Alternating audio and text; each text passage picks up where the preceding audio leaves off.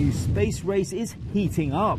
But this time it's not about superpower pride, but rather chasing lucrative profits.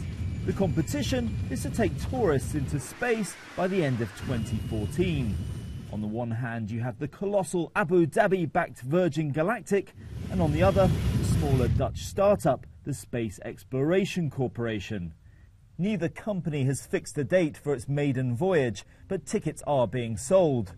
Alchemy Travel represents the Space Exploration Corporation in the Middle East. So who's signing up?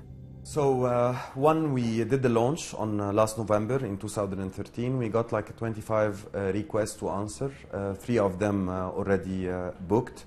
One of them is a local guy who wants to be anonymous. A second one is a CEO of one of the biggest advertising agencies here in Dubai. And the third one is myself. For me, I chose to do this experience because of 4 simple reasons. One of them is going 3 times the speed of the sound. Second one is 0 weightless experience. Third one is seeing the Earth from outside. And the last one is going with the gravity 4 times the gravity force. So I divided into 4, so each cost $25,000.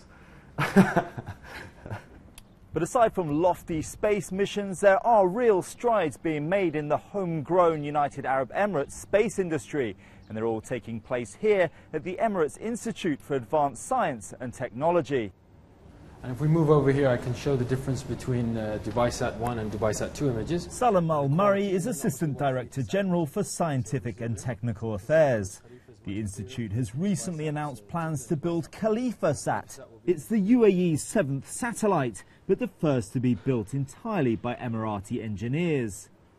Planned for launch in 2017, it will cost around $50 million, a price tag that will be partially recouped by the selling of data.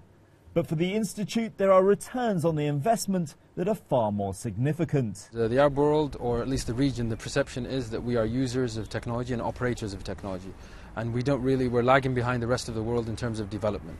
So I think this is a big initiative for the UAE and for the region, for us to really start developing technologies and be a contributor to the scientific base. So we want to try and have, let's say, a multiplier effect on the region in terms of technology transfer and development of satellite systems. So with improving space capabilities, it begs the question, could a manned UAE space mission be a realistic prospect for the future? Well, one person who's already showing an active interest is Emirati Khalid Al-Jaidi. He's made a shortlist of around 1,000 people for Mars One, another Dutch initiative that hopes to establish a permanent human colony on Mars by 2024. The project has caused controversy in the region, with the UAE's General Authority of Islamic Affairs issuing a fatwa against what it calls a suicide mission. But for Khalid, it's simply a chance to join the pantheon of the region's greatest explorers. Arabs and Islam have a very strong history of exploration.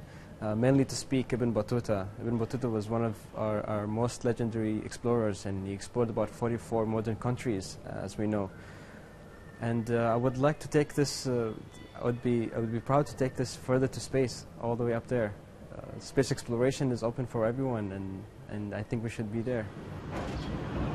With that kind of ambition, backed by the country's wealth of petrodollars, it's no wonder many take the UAE seriously as it sets its sights on a future of space exploration.